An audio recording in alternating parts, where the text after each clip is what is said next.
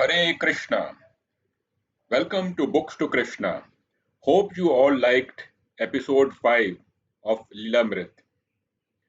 Today we are presenting to you chapter 5, The War, of the biography of His Divine Grace A.C. Bhaktivedanta Swami Prabhupada from volume 1 of Lilamrta. This set of 7 volumes is written by His Divine Grace Satswarup Das Goswami, and all rights of this book rest with Bhaktivedanta Book Trust. So, welcome to episode 6. We have received the blessings from the author Satswarup Das Goswami Maharaj in his blog, in Free Write Journal on his website. Maharaj has written, Loknath Maharaj is organizing an extended video of illustrated readings from the Prabhupada Lilamrta. He has already finished Prabhupada's childhood. It is excellently done, filled with rare photographs and paintings from when Abhay Charan was a young child. All the different scenes from Lilamrta are illustrated, and a man with an Indian accent reads from the section of the book. It is done to commemorate the 125th anniversary of Prabhupada's birth. Everyone is advised to watch this wonderful offering. Thank you, Maharaj. Now we chart chapter number 5, The War. Under the circumstances since 1936 up to now, I was simply speculating whether I shall venture this difficult task, and that without any means and capacity. But as none have discouraged me, I have now taken courage to take up the work. Srila Prabhupada, Back to Godhead magazine. The fire in the Math broke out almost immediately. A senior disciple said that there should be one Acharya who would be the spiritual successor to Bhaktisiddhanta Saraswati and who would perform all initiations and settle all controversies. But Bhaktisiddhanta Saraswati had never said that. He had never called for one Acharya. Rather, he had instructed the members of the Gaudiya Math to form a governing body of 12 men and carry on a concerted effort. But that instruction was abandoned, and the suggestion that there be one leader took hold. A single person instead of 12 should take charge, and now it became a rush for two. Two parties contested. Ananta Vasudeva, one of Srila Bhaktisiddhanta's leading preachers, was ambitious, and he pressed his claim with a group of influential sannyasi supporters. Another man, Kunja Vihari, shrewdly went after the properties. He had been a leading administrator under Srila Bhaktisiddhanta, and now he claimed ownership of the Palatial Temple in Calcutta as well as all the other properties and assets of the India-wide Gaudiya Math. Although in his will, Srila Bhaktisiddhanta had expressed his desire that his disciples select a governing body to manage all properties and funds of the Gaudiya Math, Kunj Vihari contested the will's legitimacy. He and his supporters argued that since Srila Bhaktisiddhanta had received the properties on behalf of God, he was not their rightful owner and therefore could not determine their future ownership. Thus, he and the other disputed over the legal and theological aspects of the former Acharya's position. Shortly after Srila Bhakti Siddhanta's passing away, litigation had begun. Ananta Vasudeva, supported by a majority of the members of the Gaudiya Math, had claimed that he, as the next Acharya, was the owner and director of the properties. But although Kunj Vihari had only a few supporters, he defied the majority by pressing his claim through lawyers in court. Kunj Vihari and his men had possession of the Chaitanya Math and the temples in Mayapur. Vasudev's party captured other buildings. Quarrelings and fist fighting broke out. The preaching of the Gaudiya Math stopped. Abhay's inability to take part in the activities of Gaudiya Math was suddenly in his favor. He had always been more a visitor than a member at the Math, and at least externally more the Grasta businessman than a missionary worker. This automatically put him at a distance from the fray. Of course, he was associated with the Mats in Bombay and Allahabad, but he had no managerial position, no claim to ownership, and no role in the litigation, nor did he desire to take sides in the struggle for power. Like many of the other disciples, he was mortified to see that his spiritual master's instructions for cooperation had been disregarded and his mission thrown into a legal dispute. Abe knew that Srila Bhaktisiddhanta had wanted the leaders to work cooperatively, and so he could not sympathize with the warring factions. Both parties were an insult to Srila Bhaktisiddhanta Saraswati. But he wanted to preach, although becoming a very good English preacher was something he was mediating on more than actively doing. The Gaudiya Math would logically have been the vehicle for his preaching. He had already contributed articles to the Gaudiya Mass publication and had been working with his god brothers at the Allahabad and Bombay centers. Naturally, he thought of serving his spiritual master in terms of serving within his spiritual master's mission. But the Gaudiya Math, which had always been known for pure, bold preaching of the messages of Lord Chaitanya, was now becoming known for embroiled factions.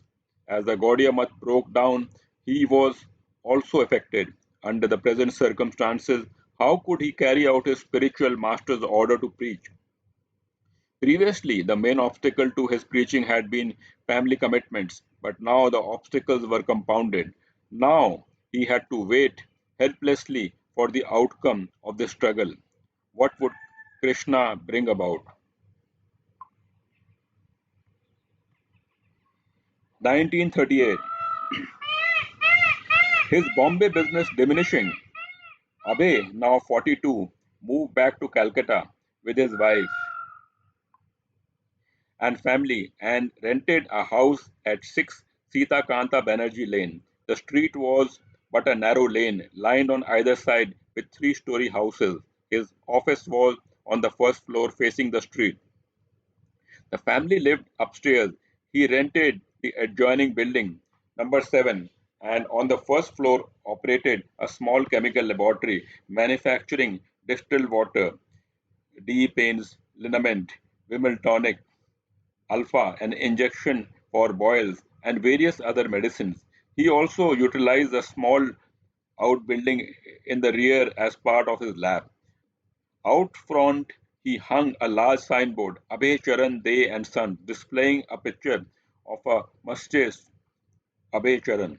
Sometimes he would employ 2 or 3 servants to assist him, but mostly he worked alone and he would deliver his glass jugs of distilled water to agents such as Bengal Company and Gluconet. He printed a brochure advertising these days pain liniment, good for relieving gout, rheumatism, and all pains. And if one wanted to be free of recurring diseases like rheumatism and gout, Abbe's brochure directed that in addition to using day's pen liniment, one refrain from alcohol and all sorts of drinking or intoxicating habit, and food and drink should be very simple and innocent, such as vegetables and milk. The new business enjoyed an early success, but Abe didn't have his heart in it. It was a duty, he had to do it to maintain his family. His new acquaintances in Calcutta found him to be a devotee of God at heart, a businessman, a family man, but more concerned with writing and preaching than with business and family. Chandi Mukherjee, a neighbor from nearby Bihari Street, said he was interested only in devotional activities and he did his business only to maintain the family. He didn't seem interested in the profit motive, in accumulating money or becoming a rich man. Charan Mukherjee, Abey's next door neighbor, said, Abey Charan De was always a very patient listener to every illogical argument that anybody, including myself, would bring to him. Not knowing philosophy, I would illogically present so many arguments, and Mr. De would always very patiently listen. Nothing agitated him. He was always very calm and he taught me about God. He would speak only of Krishna. He was translating the Gita and was maintaining his business. Neighbors would often see him sitting on his cot in the front room. He would read his spiritual master's books and sometimes recite the Sanskrit shlokas out loud. He liked to discuss philosophy with anyone who came by. His family keeping mostly upstairs, Abe would sit alone in the downstairs front room, dressed in dhoti and kurta, or sometimes a dhoti and only a vest. Often he would be at his writing, while outside the door his children played with the children of the Ganguly family who lived in the rear apartment of the same building. The neighbors lived openly in a kind of joint neighborhood family, and Abhay talked freely with the other neighbors, but of Vaishnava philosophy and only rarely of business. Mr. Ganguly found Abhay's speech scholastic and always very philosophical. Abhay was absorbed in the philosophy of Krishna consciousness, and even in brief conversation, he would refer to Lord Krishna and to Bhagavad Gita's description of Lord Krishna as the basis of both the material and spiritual world. While working in his laboratory or receiving a delivery of empty bottles from the Muslim bottle merchant or going out to sell his medicine, he would be talking or thinking about God. In those days, for a person in Calcutta to be interested in God consciousness was not so unusual. Abe found even a man like Abdullah, the Muslim bottle merchant, to be very religious. One day, Abe asked Abdullah, who had once been very poor but had become rich by his business, now you have got money, so how are you going to use your money? The bottle merchant replied, my dear sir, I have an intention to construct a mosque. Meanwhile, the war of the Gaudiya Math ravaged on both factions were ill motivated and both deviated from the instructions of the spiritual master. The very act of trying to determine ownership of the property through legal action meant that the God brothers were disobeying the express desire of the spiritual master, as stated in his will. The litigation continued year after year, but the legal wrangling could not bring them together or purify them. One court ruled in favor of Ananta Vasudeva, but then a higher court awarded two-thirds of the mutt's properties to Kunj Vihari and one-third to Vasudeva. Still, although Vasudeva had fewer properties, he inspired more followers. He seemed to them more intent on reviewing the preachings of the Gaudiya Math. But when Vasudeva subsequently fell down from the principles of sannyas by going off with a woman, the groups broke further to pieces.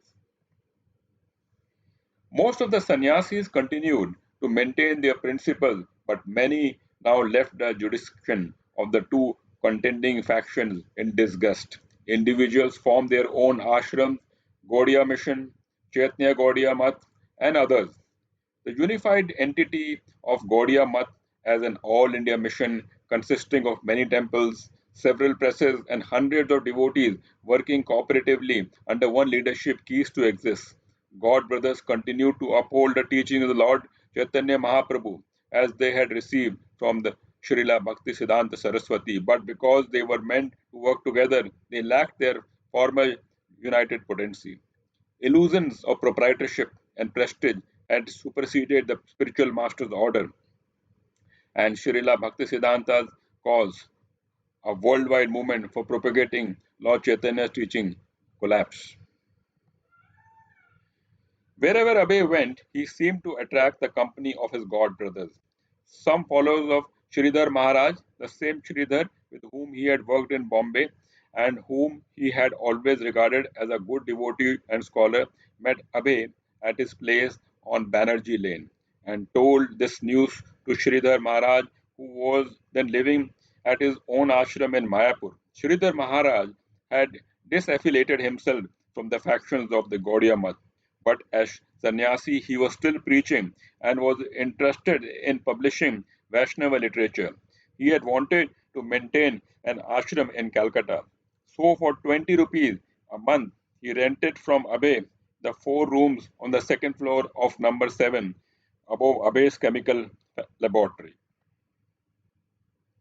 Now, whenever they came to Calcutta, Sridhar Maharaj, Puri Maharaj, and Bhakti Saranga Maharaj based themselves there, staying in small separate rooms. It became a regular ashram for sannyasis and brahmacharis, and Sridhar Maharaj put a sign out front, Devaranda Saraswati Mat.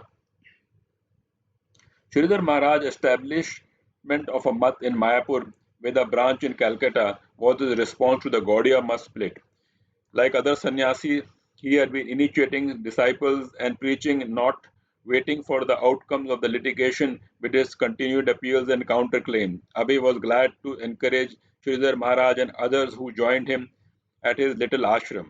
Here, Abhay and Sridhar Maharaj and his followers could remain aloof from the varying factions and together pursue their plan to spreading Krishna consciousness. The sannyasis cooked in their separate kitchen, performed their puja, and held morning and evening kirtans and lectures, and Abhay remained with his family, taking his own meals and performing his own puja. And he often went to discuss Srimad Bhagavatam with Sridhar Maharaj. From his rooftop, Abhay could see the towering steeple of his spiritual master's building, the Gaudiya Math of Bagh Bazar, its ownership now contested by bitter factions. Abhay would often accompany Sridhar Maharaj and his assistants at preaching programs where he would play the mridang. And when Sridhar Maharaj fell ill, Abhay led the other devotees on preaching engagement, performing kirtan, playing mridang, and giving lectures on the Bhagavatam. Sridhar Maharaj said, "We did not see Abhay as working very hard for making money, nor did he seem very rich or to have a lot of liquid funds. He was attracted more to the spiritual side of affairs than to his family affairs. He never discussed business prospects with me, whether the business was up or down, or whether he was planning to do this or that. Monetarily, he did not have sufficient funds for giving any to the mission." Abe began to think seriously about writing Vaishnav literature. His spiritual master had seemed very pleased and had told the editor of the Harmonist, "Whatever he writes, publish it. Business profits, if he could somehow expand them, could go for printing books in English." As his spiritual master had said, "If you ever get money, print books." Certainly, the Gaudiya Math was not going to do it. Kunj Vihari had sold Bhaktisiddhanta's printing press to offset his legal expenses. No, Abhay would have to continue on his own, maintaining his business and simultaneously trying to write and publish. And that was also the prescription of Srila Bhaktisiddhanta. It is better that he is living outside your company. When the time comes, he will do everything himself. It was in 1939 that Abhay wrote Introduction to Gita Upanishad. It was a short piece, but it signaled his intention to take on the task of one day translating Bhagavad Gita into English with commentary. Of course, there were already many commentaries in English, but most of them had been written by impersonalists or others who had not delivered the original spirit of the Gita. The spirit of Arjun on the battlefield of Kurukshetra, hearing Bhagavad Gita directly from Lord Krishna. Abhay knew, however, that he could present Bhagavad Gita in the proper spirit by writing an English commentary based on the teachings of Lord Chaitanya and the disciplic succession. So he began. Whenever he could make time, he would write. Although a strict grammarian could find fault in his English composition, his meaning was always clear. In his introduction, Abe reflected on the time when, as a young schoolboy, he had attended lecture Vidya Ratan, the jewel of education. The theme of the lecture had been that God does not exist and could not exist. If there was God, he would certainly have appeared on earth to put an end to all religious rivalry. But since God had not obliged man in this way, we should banish all thoughts of his existence from our mind. The audience, Abe explained, consisting only of so many young boys, did not dwell deeply into the matter of the lecture. Yet, The majority, impressed by the arguments, carried away lofty ideas of godlessness and thus became agnostic at home. Abe had not been satisfied with the agnostic conclusion because I had been trained by my father to be engaged in the worship of Sri Sri Radha Govinda. But as a result of the Vidyaratan lecture, I was experiencing some mental conflict between the agnosticism and the existence of Godhead. Later, having heard from his spiritual master, Srila Bhaktisiddhanta, Abhay understood that the personality of Godhead exists in every sphere of activity, but we do not have the eyes to see him. Abhay wrote, even if the Lord personally manifests himself on earth, the quarreling mundaners will not stop their fighting and look upon the Godhead or his representative due to ignorance. This is the birthright of the individual soul by the grace of God. Bhagavad Gita is the true jewel of education, and in the Gita, Lord Krishna declares to the fighting people on earth, here I am, do not quarrel. The agnostic who had spoken of the jewel of education had been blinded by the jewel and therefore could not see and appreciate the personality of Godhead. Thus, he had gone on to convince others to become so called jewels also. Following his spiritual master, Abhay displayed an aggressive spirit for confronting all opponents of pure theism. In responding to his spiritual master's order to develop into an English preacher, Abhay was not simply making neutral scholarly presentation. He was willing and ready to fight, whether against modern agnostics or Vaishnavism's old traditional enemy, Mayavadi impersonalism. Although few scholars thought the way of surrender to Lord Krishna as espoused in Bhagavad Gita, almost all respected Bhagavad Gita as presenting the essence of all knowledge. The Gita, therefore, was the perfect vehicle for confronting those who misrepresented God and religion. The Gita was a challenge to the agnostics, apothecists, and anthropomorphists, impersonalists, henothecists, panethecists, and absolute monisticists. Although there were already more than 600 commentaries on Bhagavad Gita, they had been written by persons with an inner hatred for the personality of Godhead, and therefore they were imperfect. Such envious persons, Abhay wrote, have no entrance into the real meaning of Bhagavad Gita, in as much as a fly cannot enter into the covered jar of honey. Abhay described Indian culture as an almost impassable ocean due to its depth of thought and apparent mixtures of conclusion. But in this book, Abhay declared, I will establish that Krishna is the absolute personality of Godhead by referring to the available records of scriptures, which are the recorded history of Indian culture and thoughts. The sannyasis at 7 Banerjee Lane were impressed by the scope of Abey's thought and intention, as it was customary to award a title to an especially worthy Vaishnava according to his qualities. Bhakti Saranga Goswami wanted to confer upon Abhay the title of Bhakti Siddhanta. Sridhar Maharaj, however, thought it inappropriate to give Abhay the same title as their spiritual master, and he asked that Abhay's title be changed to Bhakti Vedanta. Bhakti meaning devotion and Vedanta meaning the end of knowledge. Abhay was grateful. The title combined the devotion of religion with the scholarship of the most religious philosophy as passed down by the scholarly followers of Lord Chaitanya. He appreciated the sincere gesture of his god brothers and accepted the title as a future commitment to his spiritual path of preaching Krishna consciousness. Abhay continued regularly associating with Sridhar Maharaj and discussing with him Srimad Bhagavatam. Abhay encouraged him to preach widely. Although Sridhar Maharaj was admittedly more the scholar and rather shy about going out and preaching. On several occasions, Abhay tried to convince Sridhar Maharaj to go with him and charge Gandhi and Nehru as to why they weren't following the principles of Bhagavad Gita. Another fruit of the spiritual association at 7 Banerjee Lane was a book called Prapanna Jivanamrita, compiled by Sridhar Maharaj, a collection of verses from various Vaishnava scriptures, including excerpts from the work of Rupa Goswami. It was divided into 6 chapters according to the 6 divisions of surrender. Abhay, along with the sannyasi of the Devananda Saraswati Mat, financed the publication. Thus, it was published as a joint effort by friends.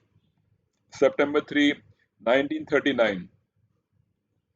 Lord Lilitglow, Viceroy of India, announced that India was at war with Germany. Thus, England swept India into war without consulting any Indians, although independence minded India certainly resented such a show of foreign control. There were mixed feelings about the war. India wanted independence, yet she sympathized with the Allied cause against fascism in the West and feared an invasion by Imperial Japan in the East. Since you dislike the British so violently, one author asked a typical New Delhi student of the day, would you want Japan to invade and conquer India? Student said, no, but we Indians pray that God may give the British enough strength to stand up under the blows they deserve. Although at the outbreak of the war, India had only 1,75,000 men in her armed forces, the British managed to increase the number of Indian soldiers to 2 million. There was no draft, but the British sent recruiting agents all over India, especially in the Punjab, where military services seemed an attractive offer to the local poor. The Punjabis proved good fighters, whereas Bengalis enlisted as officers, doctors, contractors, and clerks.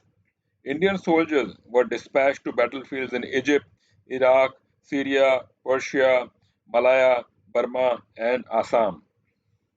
While the British were attempting to mobilize Indians for the war, the Indian nationalist movement, which had continued off and for more than 20 years, became very active. Members of the Congress Party refused to cooperate with the war efforts and demanded guaranteed independence for India. Some thought that since England had her hands full with Germany, the time was ripe to revolt and gain independence by force. Gandhi's position had been one of unconditionalism, pacifism, and he had opposed the idea of Indians taking up arms, even to defend India. But by 1942, he had become more inimical and had reduced his policy towards the British to a simple univocal quit India. Thousands of Indians responded by chanting slogans in the street and even by tearing up railway lines. Abhay's militant former schoolmate Subhash Chandra Bose fought against the British in his own way. He had approached Hitler in Germany and gotten him to agree that when the Germans captured Indian soldiers, Germany would return them to Bose, who would maintain them in his nationalistic army. With this army, Bose planned to return to India and drive the British from Indian soil. But dissatisfied with his progress in Germany, Bose made a similar agreement with Tojo in Japan, and soon thousands of Gurkhas and Sikhs, the best fighters in the Indian army, had defected from the British army to join Bose freedom fighters in Singapore. Bose began to prepare his army to invade India from the north. Then in 1943, British found that the Japanese who had already taken Burma were at the doors of India, approaching Bengal by their tactics known as the denial policy. The British sank many Indian boats carrying food and destroyed large rice crops, fearing that they would fall into the hands of the enemy. This left local Indians starving and without the boats they needed for trade. The famine that ensued was the worst that had hit Bengal in 150 years. The government removed all controls of food costs, and those who could not afford to buy at the skyrocketing prices died in the streets of Calcutta. Srila Prabhupada said, I have got experience. The government created artificial famine. The war was going on, so Mr. Churchill's policy was to keep the people in scarcity so that they will volunteer to become soldiers. So this policy was executed. Big men, they collected the rice. Rice was selling at rupees 6 per mound. All of a sudden, it became 50 rupees per mound. I was in the grocer shop purchasing, and all of a sudden, grocer said, "No, no, I am not going to sell any morsel." At that moment, the price was 6 rupees per mound. So suddenly, he was not going to sell. A few hours later, I went back to purchase, and the price had gone up to 50 rupees per mound. The government appointed agents began to purchase the rice and other commodities which are daily necessities. They can offer any price because the currency is in their hand. They can print so called papers $100 and pay. The man becomes dissatisfied, thinking, "Oh, I have $100, but it is a piece of paper." That was the policy. You have no money, no rice. So another avenue is open. Yes, you become a soldier. You get so much money, people out of poverty would go there. I have seen it. No rice is available in the market, and people were hungry. They were dying. Abe managed to purchase just enough for his own family to survive, but he saw the beggars' population increase by the hundreds. Month after month, he saw the footpaths and open spaces congested with beggars cooking their food on improvised stoves and sleeping in the open or beneath the trees. He saw starving children rummaging in the dustbin for a morsel of food. From there, it was but a step to fighting with the dogs for a share of the garbage, and this also became a familiar sight in Calcutta street. The British had little time to spare from their war efforts, and they worked only to save those lives essential for the fight. For the common people, the empire's prescription was uniform and simple: starvation. Srila Prabhupada said, one American gentleman was present at that time. He remarked, "People are starving in this way. In our country, there would have been a revolution." Yes, but the people of India are so trained that in spite of artificial famine, they do not commit theft, stealing others' property. People are dying. Still, they thought, all right, God has given. That was the basic principle of Vedic civilization. Abe knew that under the laws of nature there was no scarcity. By God's arrangement, the earth could produce enough food. The trouble was man's greed. There is no scarcity in the world. Srila Bhaktisiddhanta Saraswati had said, the only scarcity is of Krishna consciousness. And this was how Abhay saw the 1943 famine. Now more than ever, this spiritual vision was relevant. Krishna consciousness was the prime necessity. How else could man be checked from his evil propensities to become greedy, hoard, make war, and thus create misery for millions? He had seen the heinous activities of the British in India, their cutting off the thumbs of weavers so that Indian made cotton goods could not compete with the foreign made clothes, their shooting down of unarmed, innocent citizens, they are creating artificial famine, they are propagating the myth that Indian civilization is primitive. Still, he did not believe that an independent Indian government would necessarily be an improvement unless the leadership was Krishna conscious, and neither Gandhi nor Subhash Chandra Bose was, then the government would be able to provide no real solution, only stopgap measures. Without obedience to the laws of God, as expressed by the scriptures and sages, governments would only increase human suffering.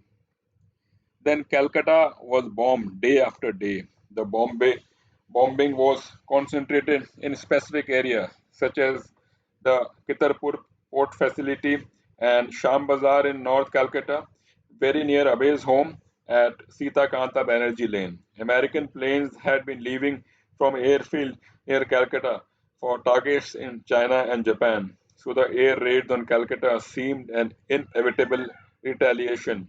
It was the Japanese striking back. Or was it? Some said it was the forces of Subhash Chandra Bose, since the bomb fell mostly in the European quarters. But for the people of Calcutta, it made little difference. Who was attacking? After the first bombing, people evacuated the city, blackouts were imposed, and at night the entire city was dark. Srila Prabhupada said the whole Calcutta became vacant. Perhaps only myself and a few others remained. I sent my sons to Navadip. Of course, my daughter was married. My wife refused to go out of Calcutta. She said, I'll be bombed, but I will not go. So I had to remain in Calcutta. I have seen bombing in Calcutta all night. I was just eating when there was the siren. So the arrangement was that in your house would be the shelter room. I was hungry, so I first finished eating. Then I went to the room and the bombing began. Chi Cam. I was thinking that this was also Krishna in another form, but that form was not very lovable. In the midst of these calamities, Abe felt more than ever the need to propagate Krishna consciousness. He had something to say to the war weary citizens of the world, and he longed for a more effective forum, a publication of some kind, a way to present the world's crisis through the eyes of scriptures in the same bold style as he had his spiritual master. There was no shortage of ideas, and he had been saving money from his business for this very purpose. Yet, how could he dare produce such a journal when even learned sannyasis, senior disciples of Srila Bhaktisiddhanta, were not? He never considered himself a great scholar among the god brothers, although they called him Kavi, and now Bhakti Vedanta as a grust, he wasn't expected to take the lead or publish his own journal. But times had changed. The English journal, The Harmonist, had not been published since before Srila Bhaktisiddhanta's passing away. Now, almost a decade had passed, and the Gaudiya Math had been too busy fighting in court to consider preaching. Long gone was the tireless spirit that for 10 consecutive years had produced the daily Nadia Prakashan. No longer were four separately located printing presses pumping out transcendental literature under the direction of Bhaktivinoda Thakur's empowered son. The presses had been sold by Kunj Vihari. Times had changed. The Gaudiya Math was only fighting, while the non devotees were killing each other in a world war. From his front room at 6 Sita Kant Banerjee, Abhay conceived, wrote, edited, and typed the manuscript for a magazine. He designed a logo, a long rectangle across the top of the page. In the upper left hand corner was a figure of Lord Chaitanya, effulgent with rays of light like rays from the sun. In the lower right were silhouettes of a crowd of people in darkness but groping to receive light from Lord Chaitanya. And between Lord Chaitanya and the people, the title unfurled like a banner, Back to Godhead. In the lower right corner was a picture of Srila Bhaktisiddhanta Saraswati seated at his writing, looking up thoughtfully as he composed. Above the logo ran the motto, Godhead is light, nescience is darkness. Where there is Godhead, there is no nescience. Below the logo were the following lines: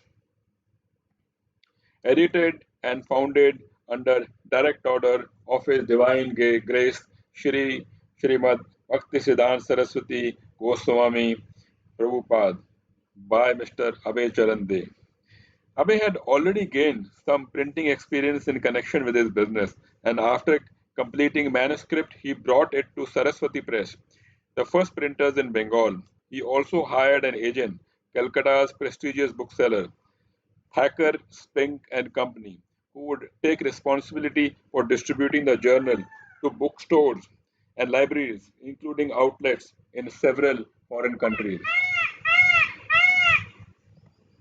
But when he went to buy paper, he met with government restriction because of the war and the subsequent paper shortage. They wanted to assay that he had written in terms of the national needs. During this time of world crisis, an ordinary citizen, religious newspaper was hardly top priority.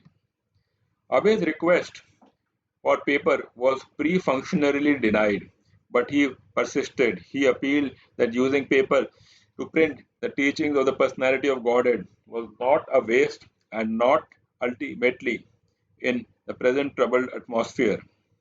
Finally, he obtained permission to print his first edition of Back to Godhead, a 44-page publication. Abhay Charan greeted his readers by defining his motto: Godhead is light, nescience is darkness. When man forgets that he is a son of Godhead and identifies himself with the body, then he is in ignorance. He is like a man who is very concerned with the automobile's mechanism, yet with no knowledge of the driver.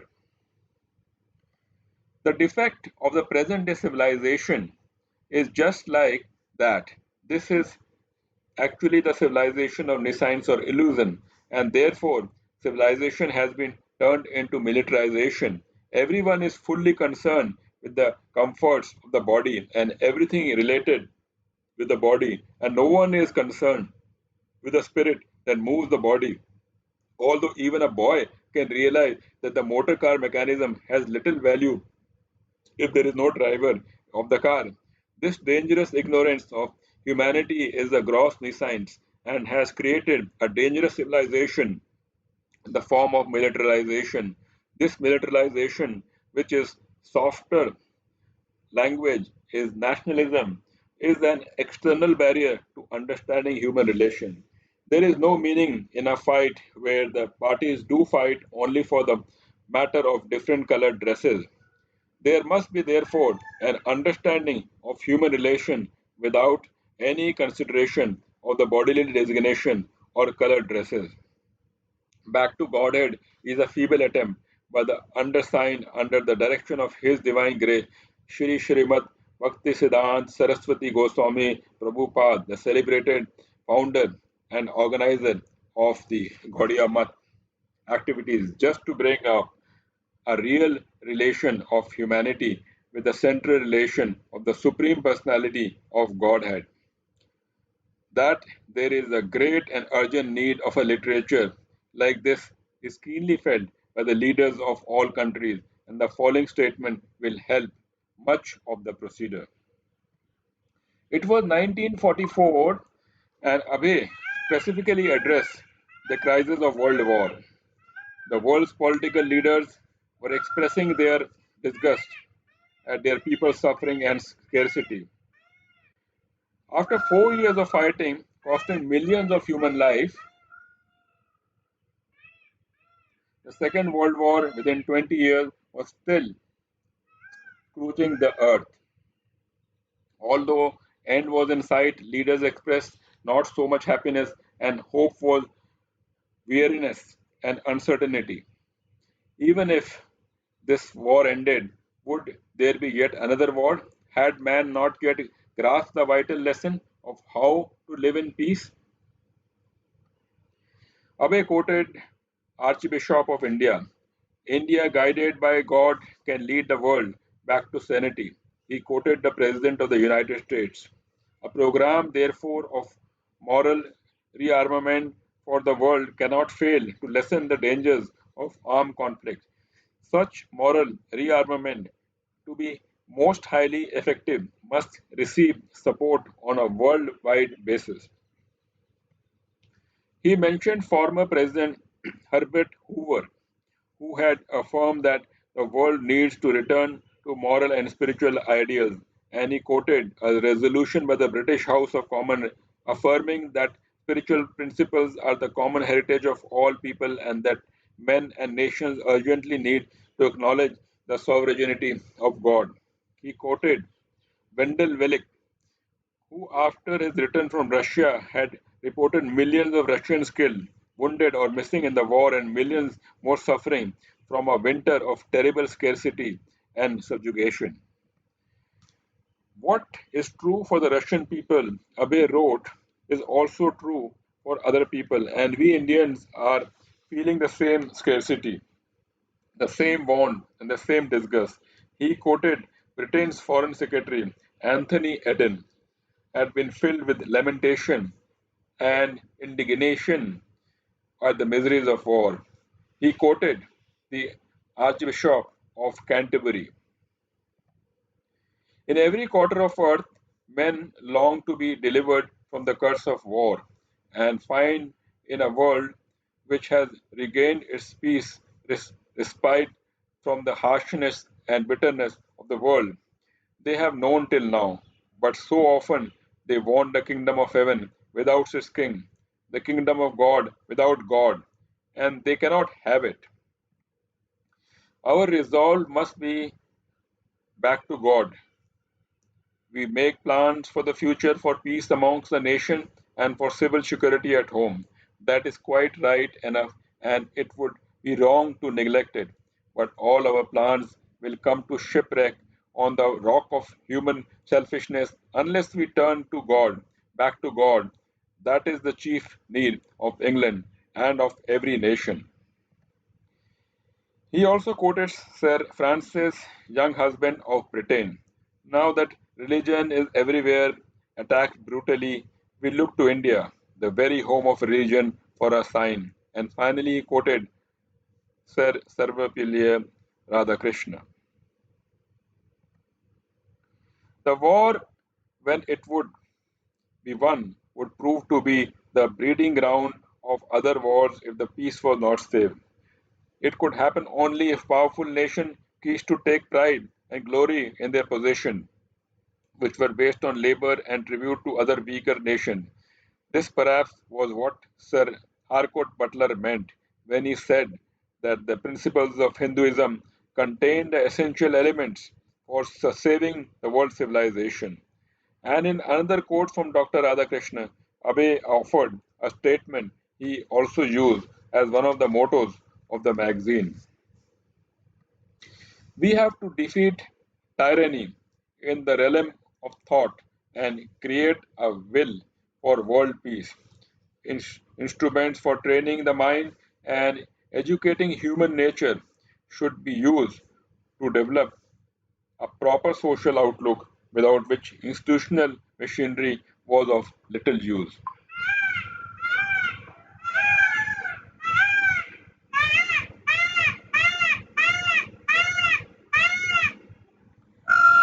Abe expressed his confidence that the spiritual resources of India could be used by everyone, not only by to enhance the glory of India, but to benefit the whole world. Next, he told how he had come to begin Back to Godhead magazine, how he had written a letter 2 weeks before the disappearance of Srila Bhaktisiddhanta Saraswati, and how his spiritual master had instructed him to preach in English. Under the circumstances since 1936 up to now, I was simply speculating whether I shall venture this difficult task, and that without any means and capacity. But as none have discouraged me, I have now taken courage to take up the work. But at the present moment, my conscience is dictating me to take up the work, although the difficulties are not over for the present situation arising out of the war condition. Abe stated that his paper would contain only the transcendental messages of the great sages of India, especially Lord Chaitanya, and that his duty would be simply to repeat them just like a translator.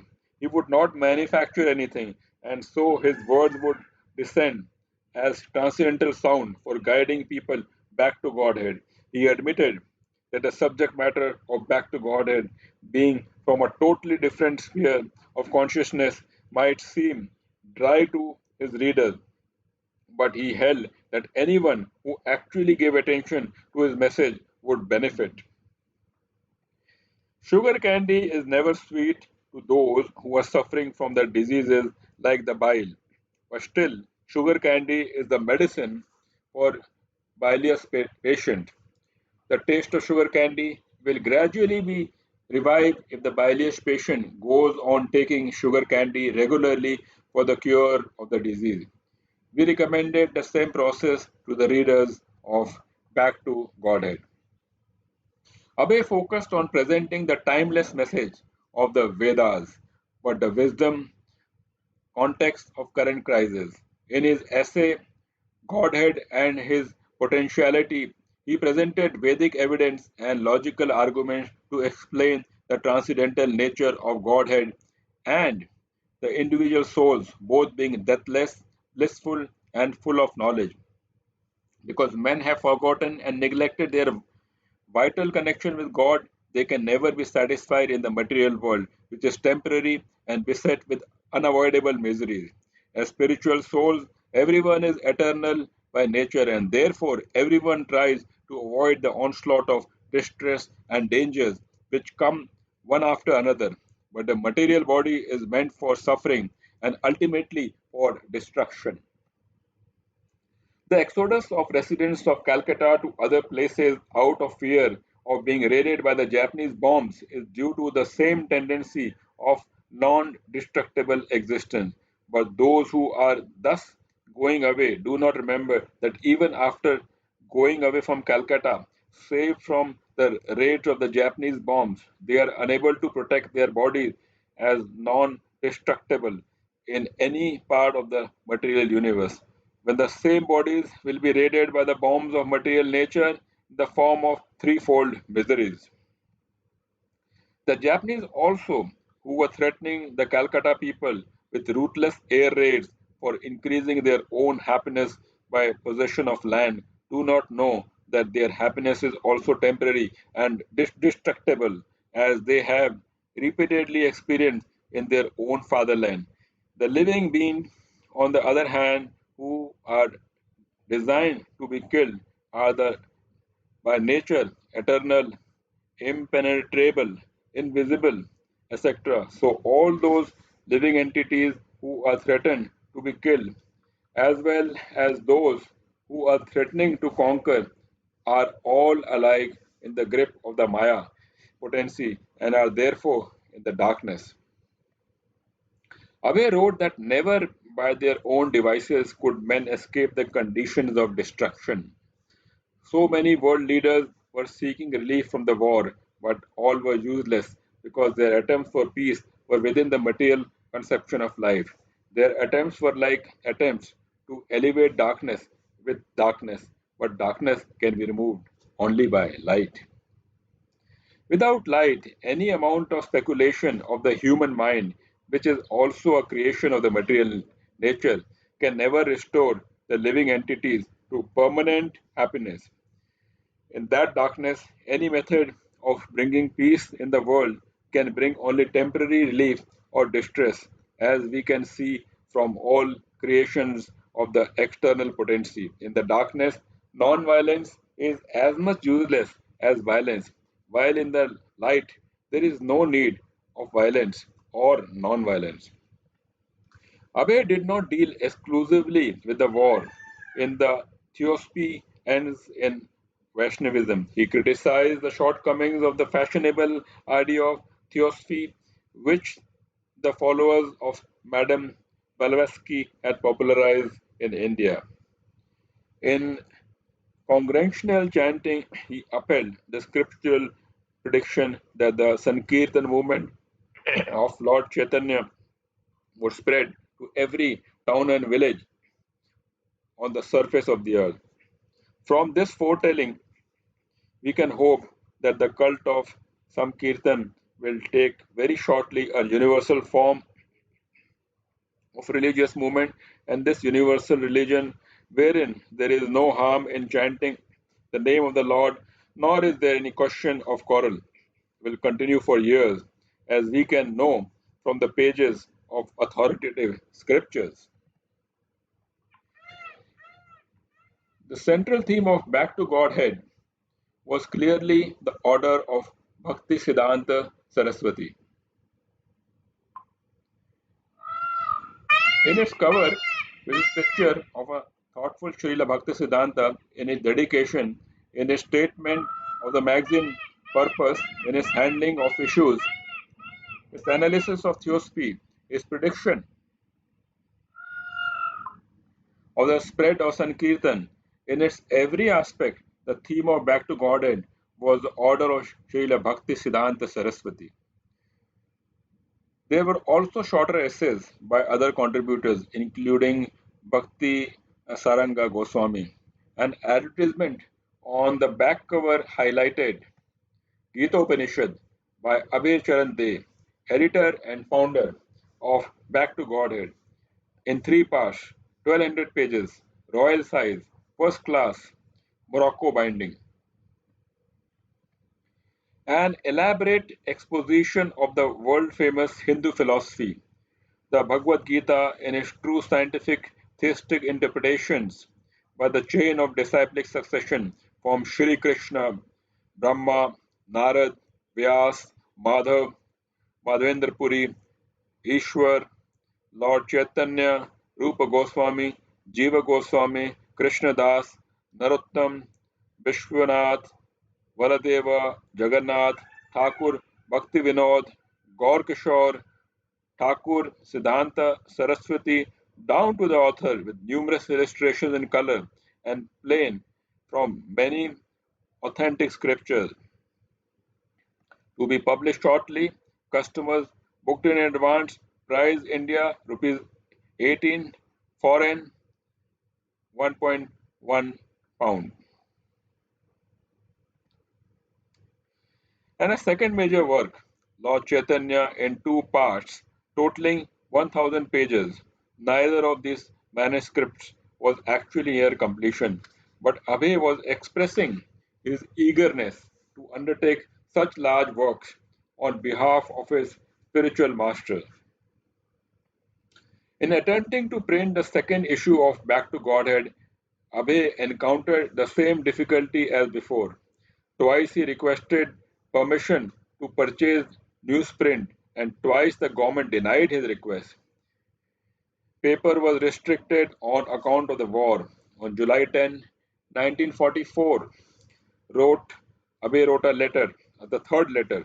With due respect, I beg to submit that under the instruction of His Divine Grace, Srimad Bhaktisiddhanta Saraswati Maharaj, the spiritual head of the Gaudiya Vaishnavas, I had to start a paper under the caption Back to Godhead. The very name will suggest the intention of starting such a paper in the midst of heavy turmoil through which the world is now passing. A copy of the same booklet is sent herewith for your kind perusal. In that booklet, you shall find strong world opinions, even by many reputed politicians all over the world, in favor of such movement to bring back the world into sanity and training the mind and educating human nature for the unshaking spiritual plane. Considering to be the supreme need of humankind, I hope you will kindly go through the paper by making some time, and I may draw your attention specifically to the introductory portion.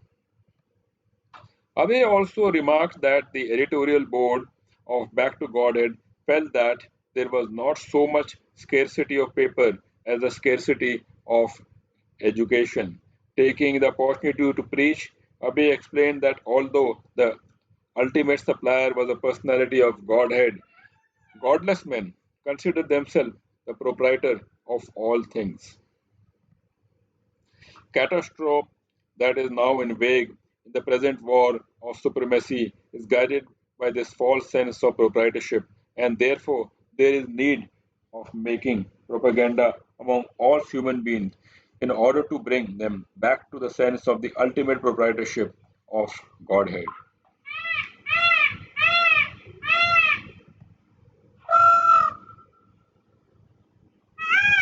Ade conceded that there might indeed be a paper shortage in India, but in ancient times, he wrote, an enlightened Indian had regularly sacrificed tons of valuable ghee and grains in the fire during religious sacrifice, and in those times there had not been any scarcity. People now, however, having abandoned all sacrifices to the Supreme Lord, were producing only scarcity. Can we not, therefore, sacrifice a few reams of paper in the midst of many wastages for the same purpose in order to derive great benefit for the humankind? I request the government should take up this particular case, the light of spiritualism, which is not within the material calculation, Even in Great Britain, the government has immensely supported a similar movement called the moral rearmament movement without considering of the scarcity of paper, which is more acute there than here. Let there be a page only, if not more, for the publication of Back to Godhead, for which we do not mind, but my earnest request is that the government should at least let there be a ventilation of the atmosphere for which my paper Back to Godhead is meant. Kindly, therefore, give it a serious consideration and allow me to start even by one page every weekly or monthly as you think best without thinking it is ordinary waste of paper for the sake of humanity and Godhead. The letter was successful. Now, with veiled sarcasm, he headlined his second issue. Thanks to the Government of India, he informed his readers, many of whom had been disappointed to learn that the government had curtailed his printing, that he would be able to continue his magazine every month. Abe printed his letter to the government paper officer and also reply granting him permission.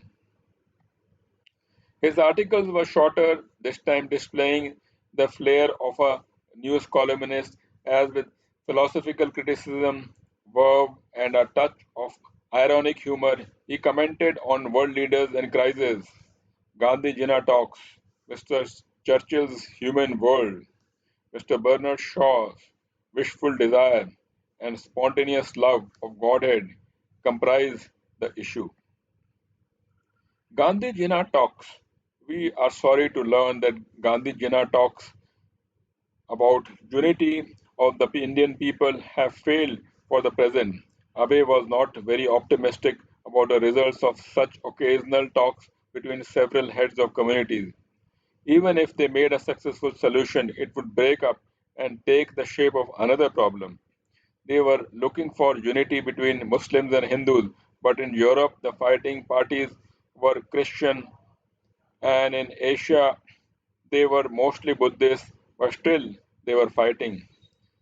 So, fighting will go on between Hindus and Mohammedans, between Hindus and Hindus, or between Mohammedans and Mohammedans, between Christians and Christians, between Buddhists and Buddhists, till the day of annihilation. As long as there was the contaminated self interest of sense gratification, they would be fighting between brother and brother, father and son, and nation. Real unity would stand only on a plane of transcendental service to the Supreme. Mahatma Gandhi, Abe wrote, is far above ordinary human being, and we have all respect for him.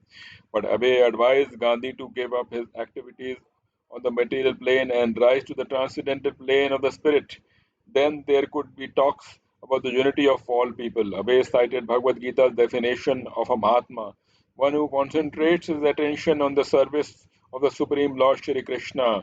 He requested Mahatma Gandhi to adhere to the teachings of Bhagavad Gita and preach its message of surrender to the Supreme Personality of Godhead, Shri Krishna. In this way, Mahatma Gandhi, through his influential position in the world, could bring about universal relief simply by preaching the message of Bhagavad Gita.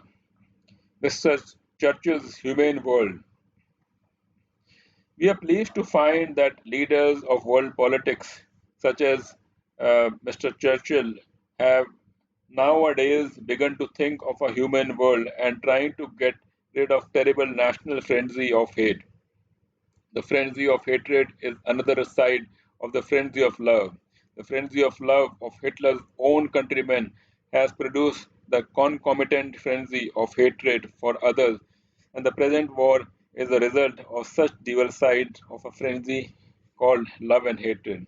So, when we wish to get rid of the frenzy of hate, we must be prepared to get rid of the frenzy of so called love. This position of equilibrium, free from love and hatred, is attained only when men are sufficiently educated. Until men were educated to see the soul within the body, the dual frenzy of love and hate would continue, and a human world would not be possible. This introspection, Abe concluded, is easily attained by the service of Godhead. So, Mr. Churchill's human world implies that we must go back to Godhead. Mr. Bernard Shaw's wishful desire. Mr. Bernard Shaw has congratulated Mahatma Gandhi on the occasion of the latest 76th birthday in the following words: I can only wish this were Mr. Gandhi's 35th birthday instead of 76. We heartily join with Mr. Shaw in his attempt to subtract 41 years from the present age of Mahatma Gandhi. But death does not respect our wishful desire. Neither Mr. Shaw nor Mr. Mahatma Gandhi nor any other great personality had ever been able to solve the problem of death. The leaders of nations have opened many factories for manufacturing weapons for the art of killing, but none has opened a factory to manufacture weapons to protecting man from the cruel hands of death, although our wishful desire is always not to die. Men were preoccupied with the problems of how to get bread. Although this problem was actually solved by nature, men should try to solve the problem of death. Bhagavad Gita tells that the problem of death can be solved. Although death is everywhere in the material world, one who attains me, says Krishna, never has to take his birth again in the material world. There is a spiritual world, non destructible, and one who goes there does not come back to the region of death. Why should the leaders of nations cling to the planet of their birth, where death is inevitable? Abe concluded. We wish that in their ripe old age, Mr. Shaw and Mr. Gandhi will make combined effort to educate men to learn how to go back to home, back to Godhead. After two issues of Back to Godhead, Abe had to stop. Printing was costly, but he kept writing regularly, working at Gita Upanishad, turning out new articles and philosophical purports on the scriptures, even in the same book in which he wrote his pharmaceutical formulas. One night, Abe had an unusual dream. Srila Bhaktisiddhanta appeared before him, beckoning. He was asking Abe to leave home and take sannyas. Abe awoke in an intentionally emotional state. How horrible, he thought. He knew it was not an ordinary dream, yet the request seemed so difficult and unlikely. Take sannyas. At least it was not something he could do immediately. And now he had to improve the business, and with the profits, he would print books. He went on with his duties but remained shaken by his dream. In 1945, the war over and India still in turmoil under British rule, Abe saw a good opportunity to make his business more successful. In Lucknow, 600 miles from Calcutta, he rented a building and opened his own factory, Abe Charan De and Sons. It was a major investment requiring 40,000 rupees to start, and he began on a large scale than ever before. Also, according to law, to ensure that he was not dealing in the black market or misusing chemicals, he had to employ three government inspectors. Yet, despite a high overhead, he established a good market and his products were in demand. He closed his small operation in Calcutta and concentrated on the Lucknow business.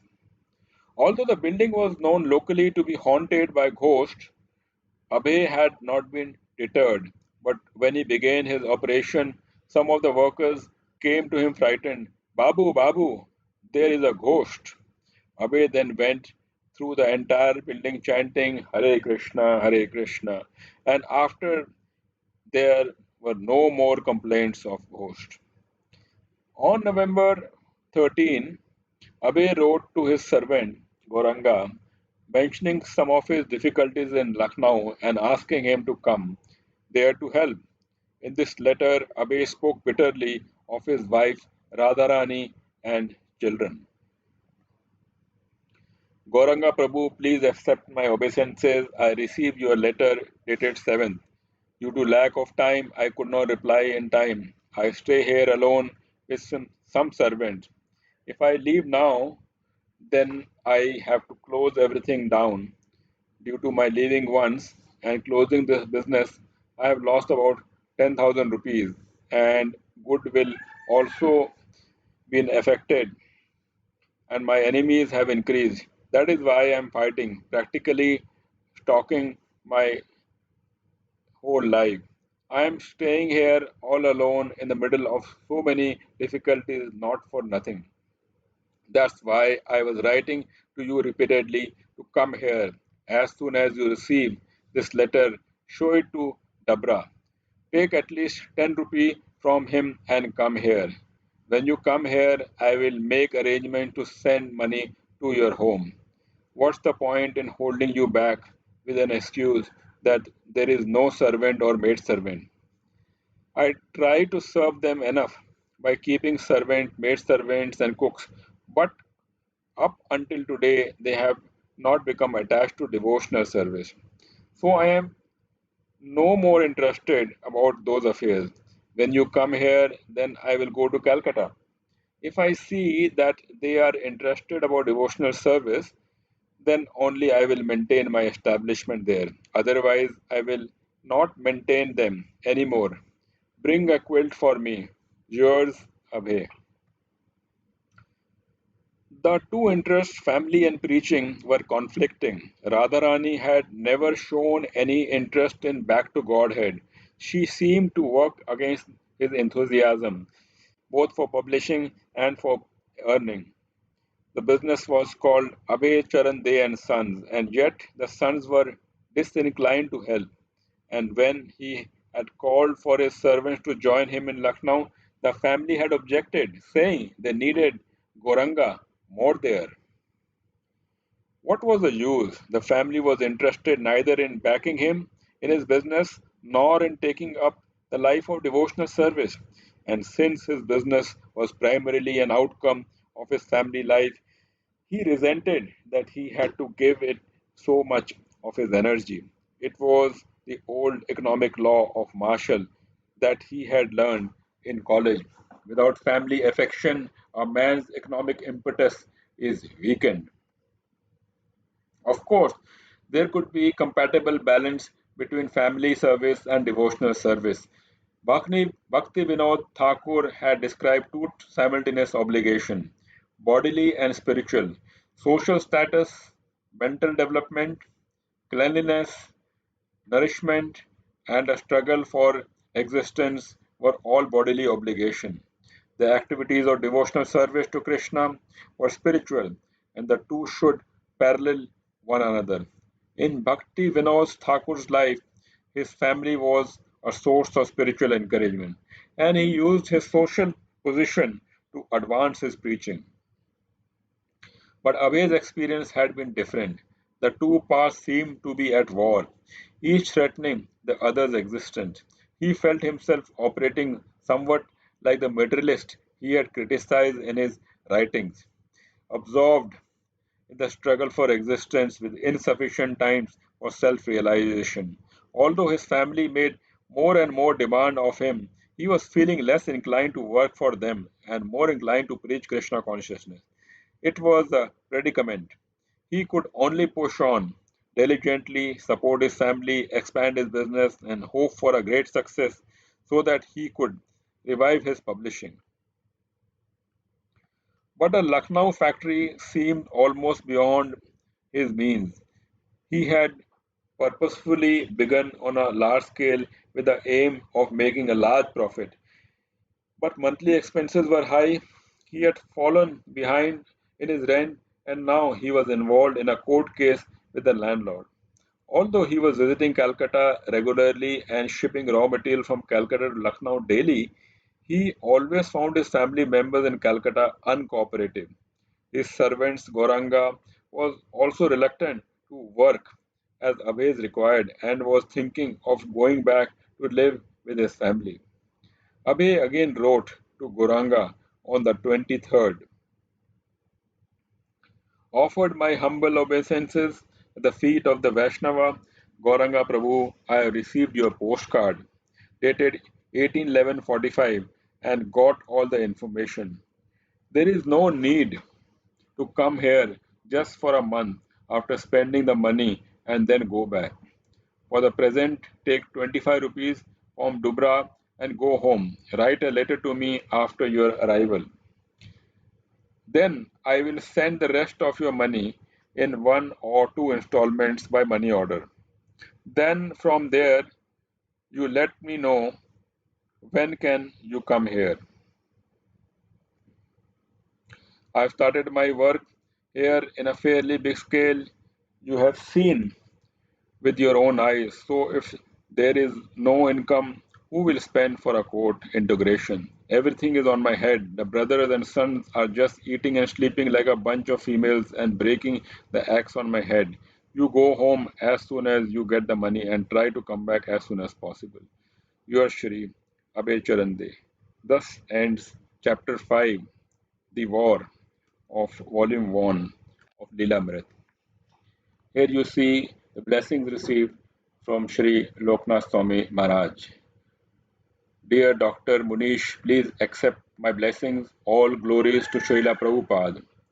I acknowledge receipt of your letter dated 1st June 2021 and I have taken note of the contents. I have no objection to what you are planning to do. You should get clearance and permission from the author as well. I hope you plan to do video and audio editing before it is released. I wish you success with this offering to Srila Prabhupada.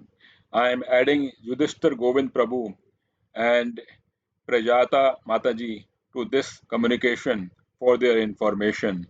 They are coordinators of the National Committee celebrating Srila Prabhupada's 125th birth anniversary. I hope this finds you in good health and in high Krishna consciousness spirits. Your well-wisher, Loknath Swami Maharaj. Thus we end this episode number 6 and please wait for the next episode, An Unknown Friend, episode 7. Hare Krishna.